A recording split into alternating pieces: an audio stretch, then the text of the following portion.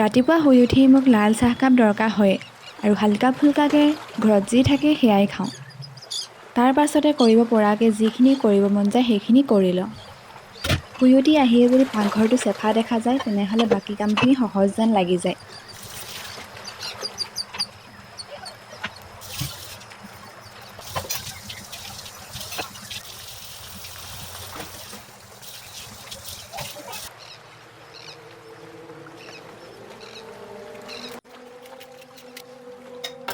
ইয়াৰে পিছত কিবা অকণমান গধুৰকৈ খাবলৈ মোৰ মন যায়, সেইবাবে মই এনেকৈ পিঁয়াজ আৰু পদিনা কাটি ল'লোঁ, ইয়াত দি দিম ডিম। তাৰপাছত ইয়াক ফ্ৰাই কৰি লওঁ।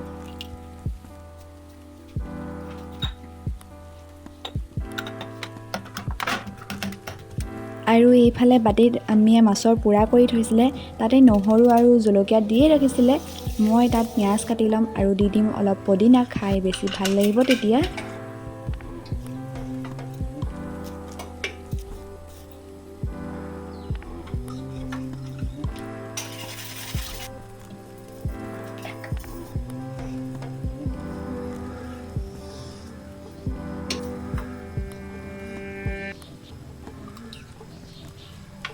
কি খাই বেছি ভাল পোৱা বুলি ক'লে মই ভাত বুলিয়েই ক'ম। সেইবাবে ৰাতিপুৱা বেছি ভোক লাগিলে মই অকণমান ভাত লওঁ আৰু এইদৰে কিবা দি খাই দিওঁ।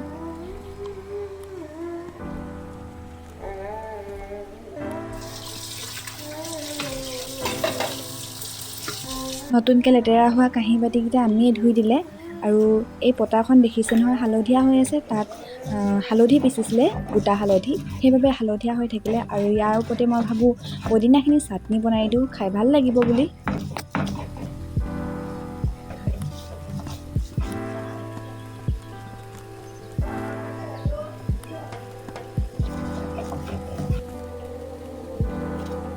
তেতেলী টেঙা দিলে বেছি সোৱাদ হয়, কিন্তু মই সহজ কৰিব গৈ নেমু টেঙাকে দি দিলোঁ আৰু জলকীয়া একেবাৰে শেষত পিছোঁ, নহ'লে মোৰ হাতে দেখি যায় বিয়া।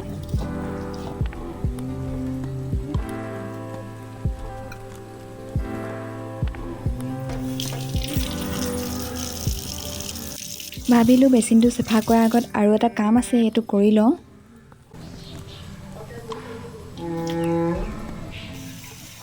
এইদৰে 3 দিনমানৰ পিছে পিছে মই লাকি বেম্ব'টোক সদায় চাফা কৰোঁ, সদায় ধুনীয়াকৈ ৰাখোঁ। এইটো বাৰু নতুনকৈ অনা হৈছে, আজি প্ৰথমবাৰ ধুবলগীয়া হৈছেগৈ।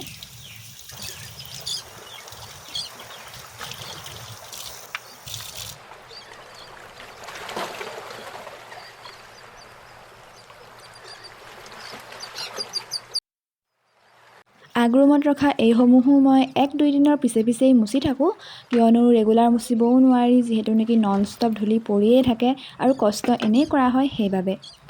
আৰু এই বেম্ব'জোপাও যেতিয়াৰ পৰা ৰাখিছোঁ তেতিয়াৰ পৰাই মই 2-3 দিনৰ পিছে পিছে ধুনীয়াকৈ ধুই পেলাই জেগাত ৰাখোঁ। হয়তো সেইবাবে এতিয়ালৈকে ধুনীয়াকৈ ফুলিয়ে আছে, নহ'লে বহুতৰে ঘৰত দেখা যায় কেৱল লাঠিকেইডাল থাকেগৈ, ওপৰৰ পাতবোৰ নোহোৱা হৈ যায় আৰু ঠেক হৈ যায়।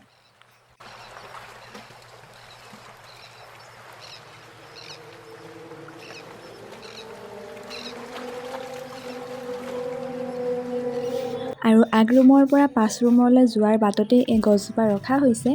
বহুতেই এই গছজোপাৰ কথা সোধে, মানে ঘৰলৈ যোনেই আহে সোধে যে এই গছজোপা আচল নেকি, কিন্তু আচল নহয়, এইটো আৰ্টিফিচিয়েল ট্ৰী হয় আৰু বহুত ধুনীয়া আৰু সঁচাকৈ আচল যেন লাগে। কিন্তু ইয়াৰ পাতবিলাক সৰি পৰি গৈছে, এইখিনি পৰি থাকিলে লগাবলৈ অলপ অসুবিধা, সেইবাবে কিনাৰত থৈ দিছোঁ।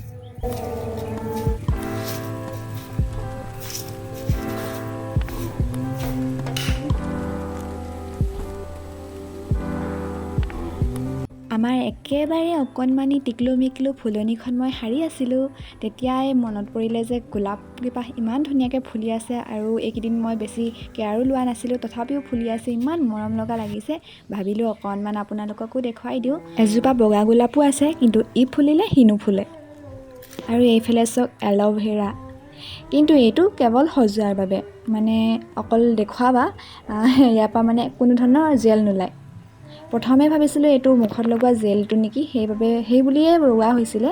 আৰু এইফালে চাওক কিমান পুলি দিছে, এইকেইটাও মাক মানে এতিয়া দেখুৱাইছিলোঁ যে ডাঙৰজোপা, তাৰে ইহঁতি পুলি, আৰু ওলায়ে আছে, পুলি ওলায়ে আছে, কিন্তু কোনো কাম নাই।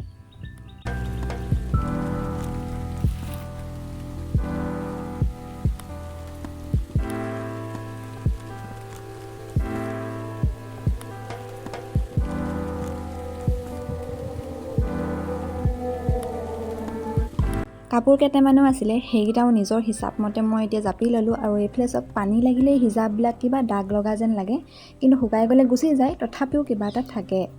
আৰু কাপোৰবোৰ জপাৰ পিছত জপা যেন লাগিব লাগে, একদম সমান সমান হৈ থাকিব লাগে। বন্ধুসকল, মই একদম দিনটো লগ নাপালোঁ আপোনালোকক, মানে ভিডিঅ' নকৰিলোঁ।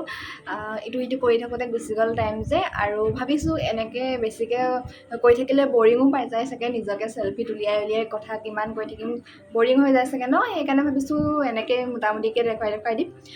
আৰু এনেকৈ দেখুৱালে মই ভাবোঁ আচলতে কাম বন দেখুৱালেনো কি হ'ব, আচলতে ভিডিঅ' দিব পালে অকণমান এনেকুৱা হ'ব লাগে যে মানে মটিভেট মানে দিব পাব লাগে, কিবা এটা মানে যিটো শিকিব পাৰে মানুহে, তেনেকুৱা এটা ভিডিঅ' দিব পাৰিব লাগে। মই নিজেও সেইটো মানে ভাবোঁ। কিন্তু ব্লগিং মানেই হৈছে যিহেতু নেকি ঘৰত থকা দিনটো কি কৰিছোঁ আচলতে সেইটোৱে। আৰু দিনটোত মই এনেকুৱা একো নকৰোঁৱে যিটোত মই মানে কাৰোবাক কিবা এটা শিকাব পাৰোঁ। কিন্তু এইটো এটা কথা সঁচা যে মানুহে মানুহক দেখিলে কৰিব মন যায় ন। মোৰ নিজৰ মন যায়, বেলেগৰ কথা নকওঁ, কিন্তু ময়ো মানুহ, আপোনালোকো মানুহতো একেই কথা হ'ব। মোৰ মানে বেলেগক দেখিলে কিবা এটা কৰিব মন যায়, ভাল কিবা এটা যেতিয়া দেখোঁ মোৰো কৰিব মন যায়।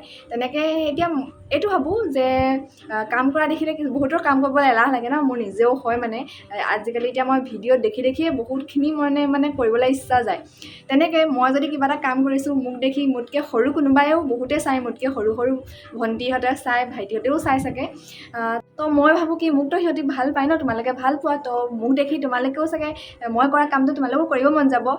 চিম্পল, মানুহে বৰ ডাঙৰ কাম কৰিব নালাগে, ঘৰত নৰ্মেল লাইফটো আমি পাৰফেক্ট কৰি ল'ব লাগে, বেচিক লাইফটো, তাৰ পাছত বাকীখিনি কৰিম, নহয় জানো। মুঠতে মোক দেখি যাতে তোমালোকৰো কাম বন কৰিব মন যায়, সেই বুলিয়ে মই ভিডিঅ'টো বনাইছোঁ। বাকী একো মই ভাল কিবা এটা দিব পৰা নাই আচলতে। বাৰু যি নহওক, ব্লগিং মানেইতো এইবোৰেই ন, সেইকাৰণে হ'ব আৰু বেছি লেকচাৰ দি নিদিওঁ। আজি যদি চব কৈ দিওঁ পিছলৈনো কি থাকিবগৈ ন, সদায়তো কথা পাতি থাকিব লাগিব, পাতি থাকিম। আজি বাৰু ইমানতে বন্ধ কৰিছোঁ কথাটো। আৰু জানেনে, মই এটা একদম আপোনালোকৰ কাৰণে, আপোনালোকক ভালকৈ ভিডিঅ' দিব পাৰিবৰ কাৰণে বহুত ধুনীয়া বস্তু, বহুত ধুনীয়া মানে কি চবৰ ওচৰত থাকেই আৰু সেইটো লৈছোঁ। তো মই এতিয়া দেখাই দিম দেই, 1 মিনিট। তো বস্তুটো হ'ল এইটো, দেখিছেনে, চেল্ফি ষ্টিক আৰু ষ্টেণ্ডো হৈ যায়। ৰ'ব দেখাইছোঁ, এনেকৈ তাৰপৰা বস্তুটো কি হয়, এডজাষ্ট কৰিব পাৰি। আৰু এনেকৈ মানে টেবুলে এনেকৈ থৈ মেলি এতিয়া মই ভালকৈ মানে ভিডিঅ' বনাব পাৰিম। আৰু ধুনীয়াকৈ মানে কিবা যদি ৰেচিপি বনাওঁ, কেতিয়াবা যদি শিকি পাওঁ, তেতিয়া ধুনীয়াকৈ দেখাব পাৰিম। আৰু অলপ সুবিধা হ'ব, আৰু বেলেগ একো নাই। বাকী নৰ্মেল মই এনেকৈ বাকী মই কথা পাতিবৰ কাৰণে এডালৰ একো দৰকাৰ নাই বাৰু। মই ধুনীয়াকৈ হাতেদি ধৰিয়ে বেছিকৈ ভালকৈ ক'ব পাৰোঁ আচলতে। এডালে আমনিহে লাগি যায় আৰু মানুহৰ আগত লাজো লাগি যায় ন, সেইকাৰণে। কিন্তু বস্তু দেখুৱাবৰ কাৰণে এডাল ভাল হ'ব আৰু ল'লোঁ আৰু মুঠতে সেইটোৱে। আৰু কংগ্ৰেচুলেশ্যন টু মি। আৰু বহুত দিনৰ পৰা কথা এটা কম ভাবি আছিলোঁ, দেখিছেনে, এইটো আইফোনৰ এইটো লাগি আছে, আইফোনৰ কভাৰটো লাগি আছে মোৰ মোবাইলটোত। কিয় কি আইফোনটো নহয়, কিন্তু কভাৰটো আইফোনৰ লাগি আছে। আৰু এইটো কথাৰ কাৰণে মোৰ বহুত বেছি লাজ লাগে, মানে মানুহৰ আগত মোবাইলটো উলিয়াবও লাজ লাগে। কভাৰটো পুটুককেনে লৈ ল'লোঁ জানেনে, মানে কম দামত পাই পেলাই। পইচা আৰু কেনেবাকৈ বচাব লাগে, মুঠতে পকেট মানিৰ পৰা বচাব লাগে ন, সেইকাৰণে মই কম দামত পাই পেলাই এইটো লৈ ল'লোঁ আচলতে। বহুতে এতিয়া ভাবিব পাৰে চাগে এইটো আইফোনৰ কভাৰ দেখুৱাই কি বুলি উল্লু বনাব আহিছে বুলি। তেনেকুৱা কথা নহয় আচলতে, কম দামী ভাবি পেলাই লৈ ল'লোঁ। কথাটো মনেই কৰিবলগীয়া নহ'লে যে এইটো যে কিবা এটা মানে মোক হাঁহিবলগীয়া কথা হ'ব পাৰে বুলি। আৰু জানেনে, মই অলপ আগত ইয়াত বহি আছিলোঁ ধুনীয়াকৈ, ইয়াত বহি ইফালে পূৰা ধুনীয়া হাৱা আহি আছে।